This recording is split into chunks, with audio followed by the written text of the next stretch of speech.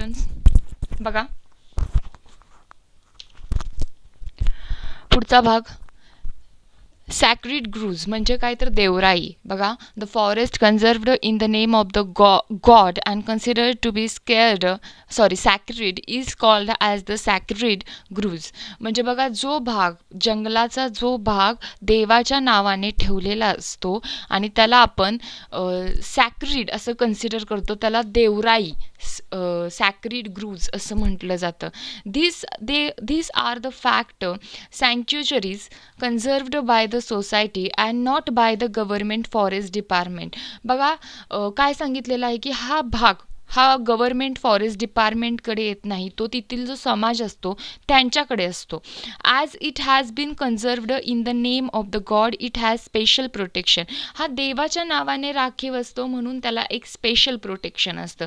This cluster of thicks forest are present not only the Western Ghat of India but also the entire country. बघा, हा फक्त western घाटमध्ये present नाही तर पूर्ण इंडियामध्ये हा बराचसा भाग देवराईच्या नावाने आहे. More than 13,000 sacred groves have been reported in India. बघा, 13,000पेक्षा जास्त देवराई ज्या आहेत ह्या भारतामध्ये आहेत. Where are such sacred groves in महाराष्ट्रात.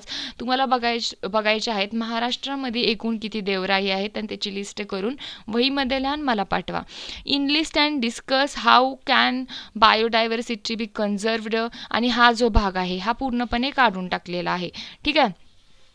मग बघा, आपल्याला आता काय बघायचं आहे, महत्त्वाचा भाग हा जो आहे थिंक अँड आन्सर हा पण काढून टाकलेला आहे. माय रोल इन इन्व्हायरमेंट हा एक महत्त्वाचा भाग आहे, हा बघायचा आहे. तुमचा माझा सर्वांचा यामध्ये काय रोल आहे. कन्झर्वेशन, बघा कन्झर्विंग द अवेलेबल रिसोर्सेस. आपल्याकडे सध्या जे काही पर्यावरणात अवेलेबल आहेत रिसोर्सेस त्यांना कन्झर्व करणं, त्यांचं रक्षण करणं महत्त्वाचं आहे. कंट्रोल, कशावर नियंत्रण करायचं, कशावर कंट्रोल, तर preventing the harm, stopping the harmful activities, changing the mindset. म्हणजे आपली जी परिसंस्था आहे, पर्यावरण आहे, त्याला हार्म होईल, इजा होईल असं काही करायचं नाही. हार्मफुल ॲक्टिव्हिटीज ज्या आहेत, जसं आपण झाडं तोडतो, ह्या सगळ्या बंद करायच्या आहेत. आणि आपलं जे माइंडसेट आहे, आपलं जे डोक्यामध्ये आपण एक विचार ठेवलेला असतो की आपलं माइंडसेट असतं की आपल्याला पर्यावरणातून जेवढं काही मिळतंय तेवढं घेतोय आपण आणि हे थांबवलं पाहिजे कुठेतरी. प्रोडक्शन, हा माइंडसेट बदलला पाहिजे.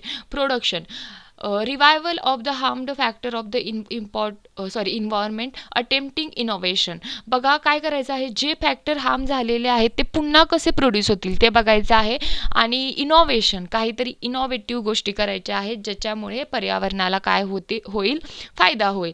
आता अवेअरनेस, आता काय करायचं आहे बघा, एज्युकेशन. आपण अवेअरनेस जी आहे ती शिक्षणाच्या माध्यमातून प्रसार करू शकतो. गायडन्स, त्याचबरोबर awareness, imitation, organisation, participation. Organisation अशा खूप असतात बघा, इन्व्हायरमेंटला पर्यावरणचा संरक्षण करण्यासाठी काही ऑर्गनायझेशन असतात, त्यामध्ये आपण पार्टिसिपेशन करू शकतो. बदल स्वतःपासून सुरू करायचा आहे. Prevention, preventing possible harm, designing new plans, factor harmful to environment. बघा की जे काही हार्म होत आहेत, ते पॉसिबल हार्म्स होत आहेत, हे प्रिव्हेंट करायचे आहेत, थांबवायचे आहेत. डिझायनिंग न्यू प्लॅन्स, असे काहीतरी प्लॅन्स तयार करायचे आहेत ज्याच्यामुळे पर्यावरणाला काय होणार आहे, पर्यावरणाला जास्त नुकसान होणार नाही. Factor harmful to environment. ठीक आहे.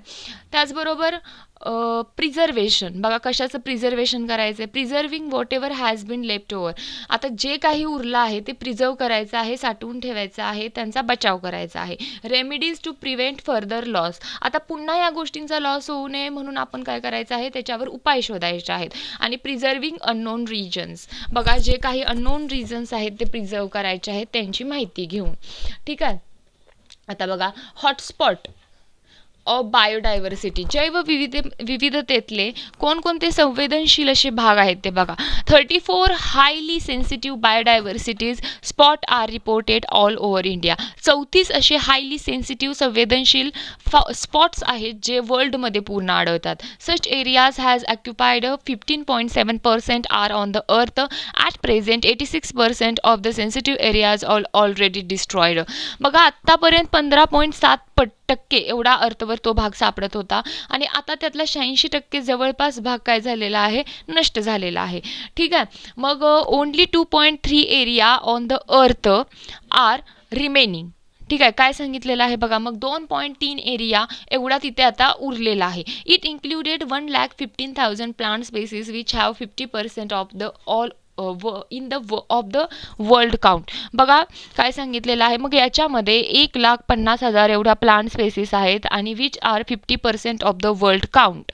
मग as far as India is considered, out of the 135 species of animals 85 species are found in the jungle of the eastern region.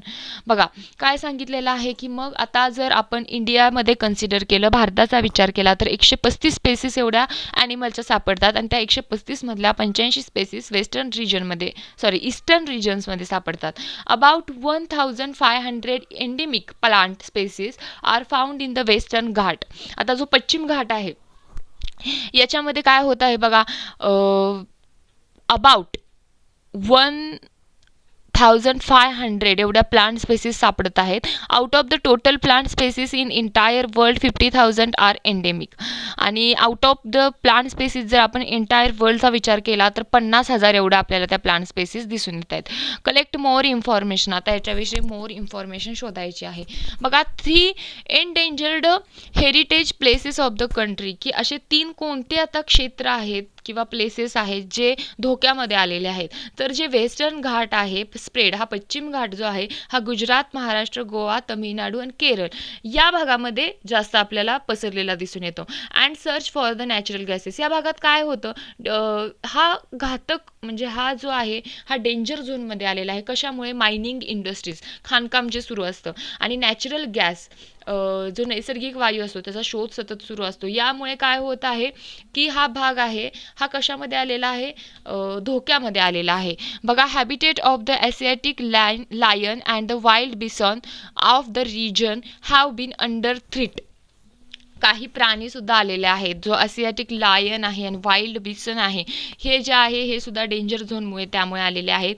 मानस sanctuary of the Assam is under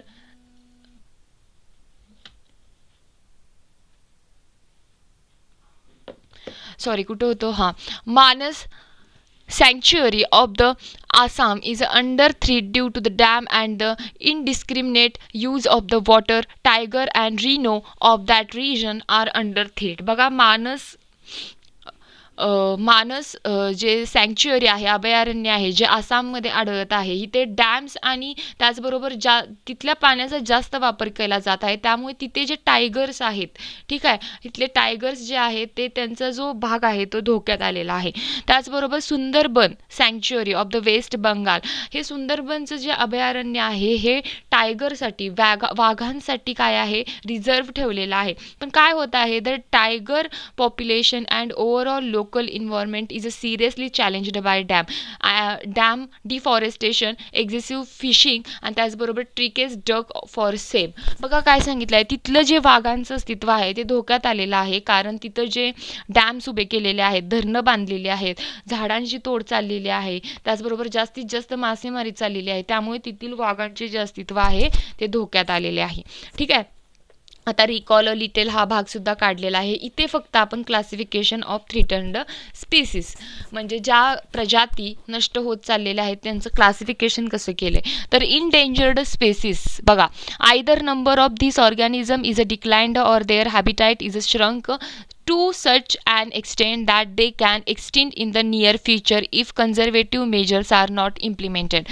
बघा ह्या endangered species असतात, ह्या जवळजवळ धोक्यात आलेल्या असतात आणि त्यांना वाचवण्यासाठी, त्यांचं रक्षण करण्यासाठी आपल्याला काही कन्झर्वेटिव्ह मेजर्स म्हणजे त्यांचं रक्षण करण्यासाठी काही गोष्टींचा विचार करणं हे अत्यंत गरजेचं आहे. ह्याच्यामध्ये लायन टेल्ड मंकी जो आहे आणि लेझर फ्लॉरिकन जो आहे हे एक्झाम्पल येत आहेत. आता रेअर स्पेसीस, दुर्मिळ ज्या प्रजाती दिसतात त्या, number of this organism is a considerably declined. Organism of this species being endemic may become extinct very fast. Example red panda and musk dear.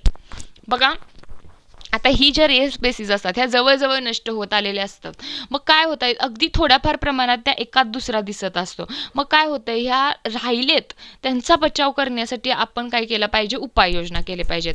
व्हल्नरेबल species ज्या आहेत, number of this organism is extremely less and continues to decline. Continuous decline in their number is a worrisome reason. Example tiger and lion. बघा काय सांगितलेलं आहेत, मग जे number आहेत या ऑर्गॅनिझमचे हे अतिशय कमी झालेले आहेत आणि हे कमीच होत चाललेले आहेत, वाढत नाही आहेत. ह्याच्यामध्ये जर तुम्ही वाघ आणि सिंह यांचं उदाहरण घेतलं तर वाघ अतिशय दुर्मिळ प्रमाणात दिसायला लागलेले आहेत, वाघ आणि सिंह.